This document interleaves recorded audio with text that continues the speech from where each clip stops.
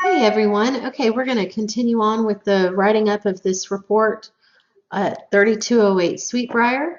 We've just completed the sales comparison grid, and now we are going to work on the section below the sales comparison grid. So once you've got all your comps in here, all the data, the next part of the form, it's asking for prior sales information on the subject, which is the first column, and then each of the comparables. And the first thing it asks is, I did or did not research the sale or transfer history of the subject property and comparable sales. We always have to do that, so we're going to mark the did box. And then it says, if not, if we had marked the no box, then we need to explain here. So this is blank. The next line is, my research did or did not reveal any prior sales or transfers of the subject property for the 3 years prior to the effective date of this appraisal. So this is specifically asking what we found with regard to the subject.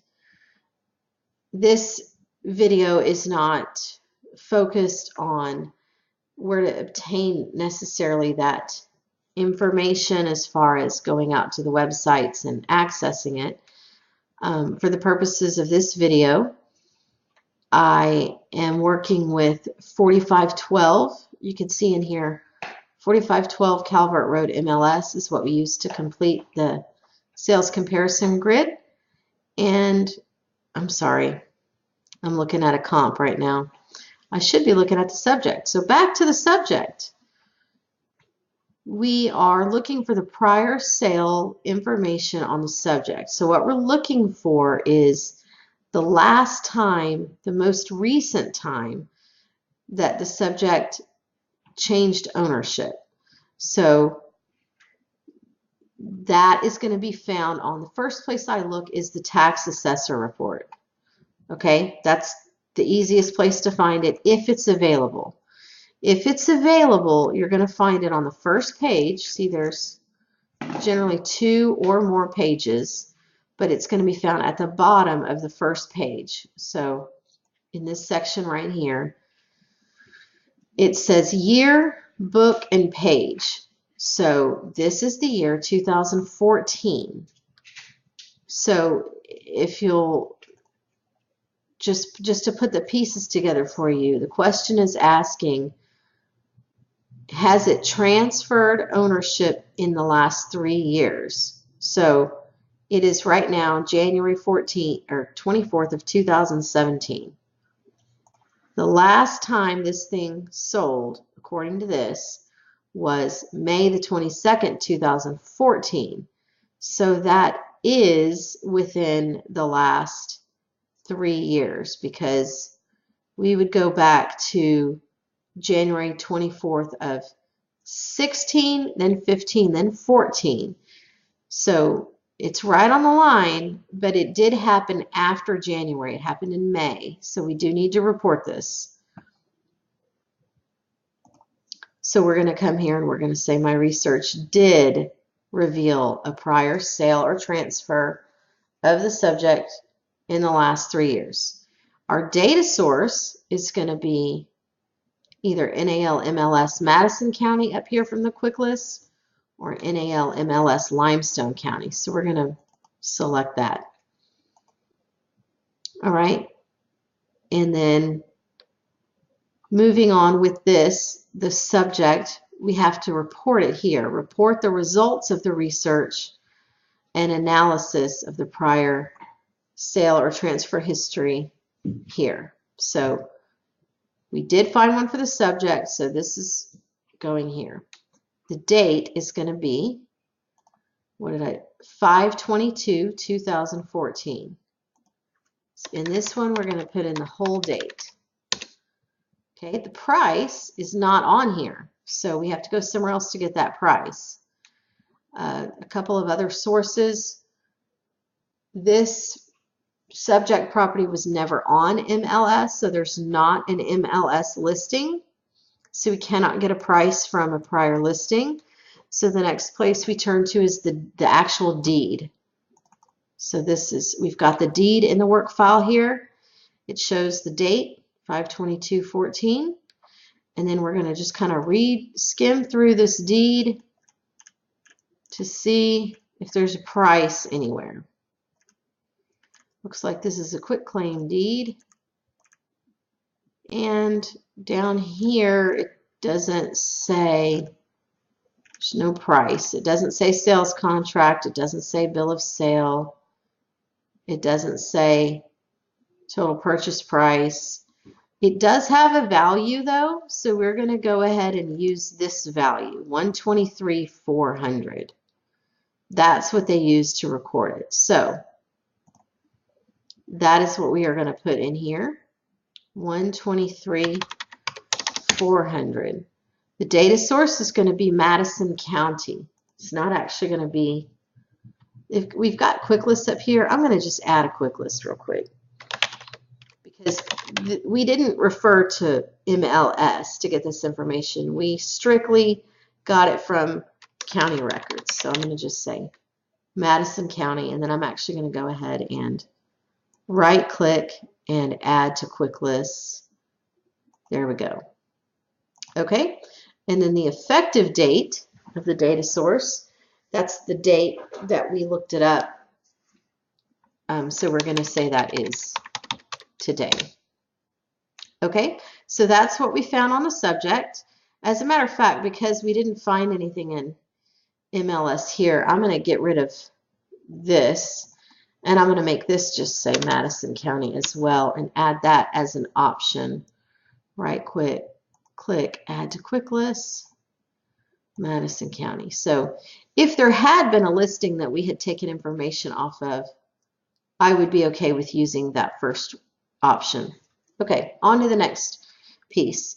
My research did or did not reveal any prior sales or transfers of the comparable sales for the year. So the subject, we look back 3 years.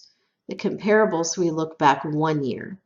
Okay, so in this case, we had imported, I'm just going to change over here to the side-by-side view so you can see these all together. We had imported actually all of our comparables. For the purposes of the videos, the training videos, I manually entered this one even though we already have it here.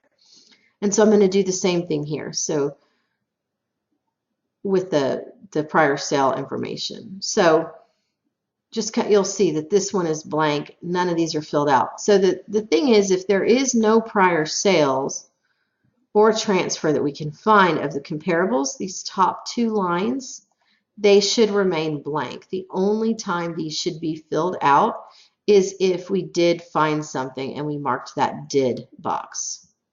Okay, so I'm going to jump over here to my example is actually on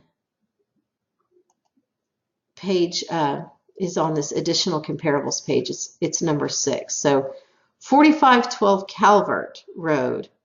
So again, for the purposes of this video, I already have the data in the OneDrive. So I've got 4512 Calvert MLS, and I've got 4512 Calvert prior sale. Now we're going to want this document, and it'll be a different document for everyone. It just depends on where we found the information and which source we screenshotted. So in this case, this was the best information that I could find. The last time it sold was last deed date 5/11/1991. That is clearly not within the last year, so we're not going to enter anything there or there. We're going to enter Madison County here because that's what we looked up, and then we're going to enter in equal 0, today's date.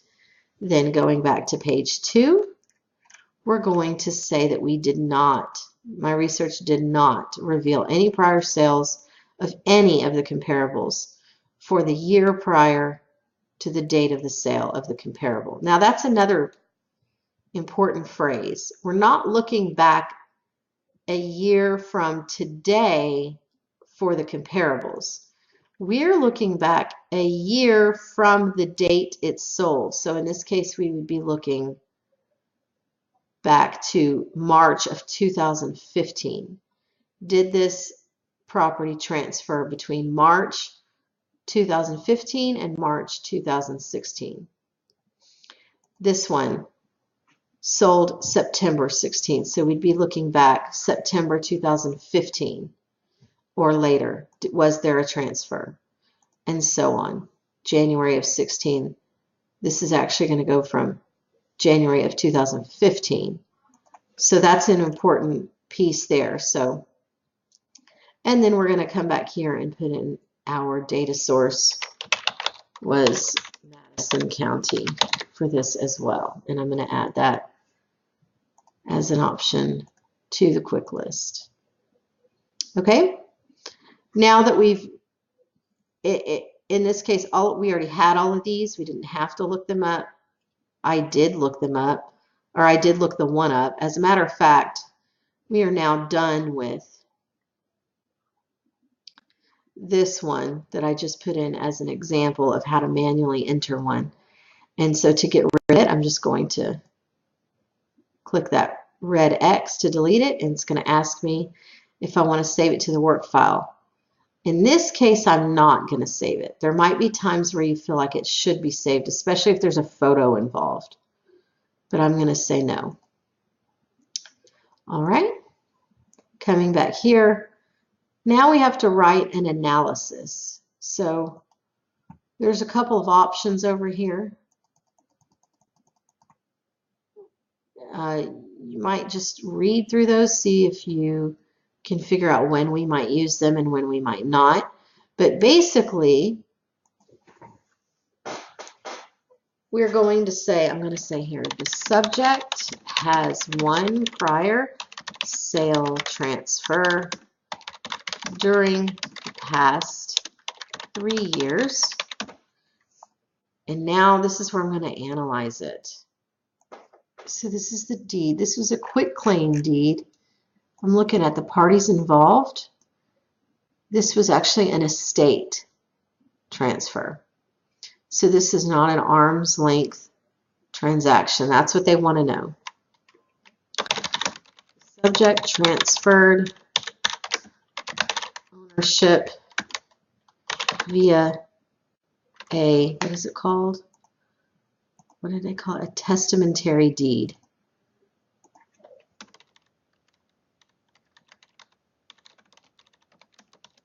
This was not arm's length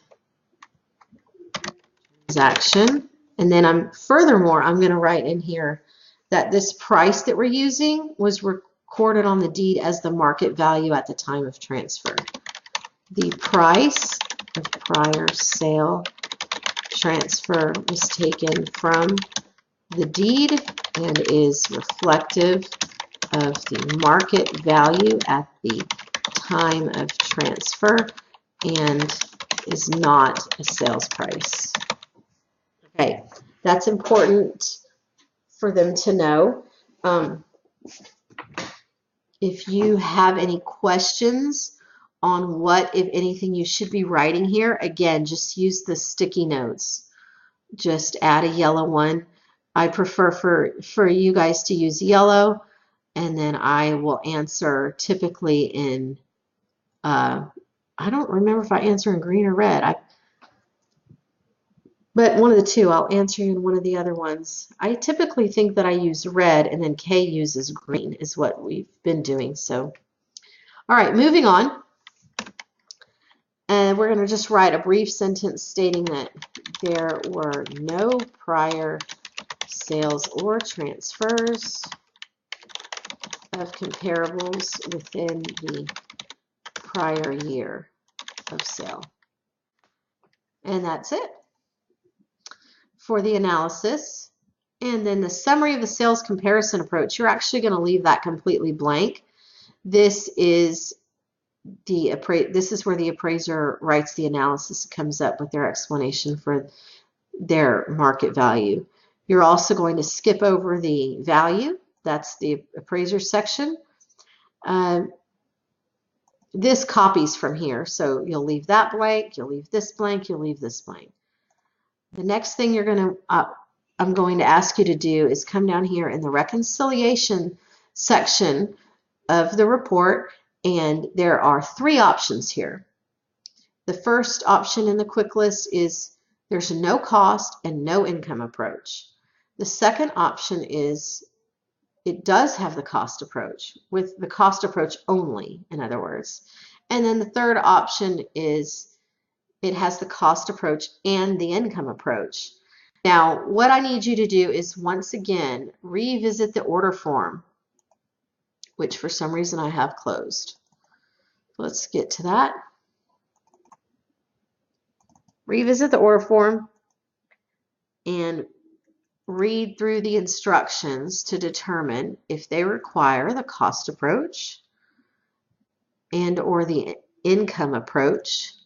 The income approach is almost never required unless we're doing the rental forms, and then it should be required. Okay, so I am going to read through these. I'll include invoice. Okay, just price list.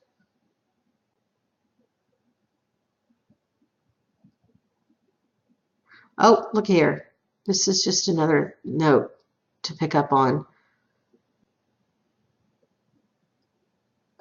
They need at least 1 listing sale. I think I have 2. They want us to include the license and the E&O. That's E&O stands for errors and omissions. I'm not seeing anything about the cost approach. So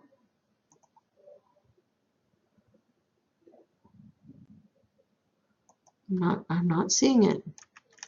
Usually it will say somewhere the cost approach is required.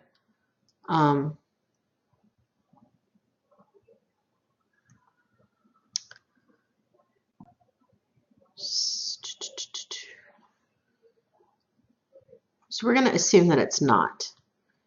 Coming back to the report, we're going to say no cost or income approach. Okay? And then moving on down, this appraisal was made as is. I think we're going to want to go ahead and just mark that box. The appraiser can change it if there's any repairs or anything like that necessary. I can tell you that if this were for a new construction and the house was not finished yet, I'm sorry, if it were under construction, then we would say subject to completion per plans and specifications. If the appraiser requires repairs, we're going to come back and mark subject to the following repairs. So that's it. Then you're going to leave this blank. We're going to let the appraiser fill that out. And then this is the last piece of information that I'm going to want you to put in here. And that is the effective date. You skip the value. The appraiser is responsible for the value there. But I do want you to put in the effective date. And that is the date that I'm actually going to be looking at the property. In this case, I am looking at the property tomorrow. So I'm going to put in 01/25/2017. This date, you will have access to view my calendar within your Office 365, your online, or if you get your calendar, Outlook, I'm sorry, synced. If you get that all synced up to your computer, you'll be able to see it there. Otherwise, you can log into your Microsoft Office account and I believe be able to view my calendar at that point. But if you cannot determine the effective date from the calendar, if it has not been provided to you, then you would reach out to the appraiser or the Stacy. Stacy Nesselrode is our office manager, and she keeps all of the appraisers' calendars. she can tell you what date we are looking at what property. That is it for page 2. I'm going to do another video for page 3 of the report, and then we will be pretty close to wrapping it up. So thank you again for watching.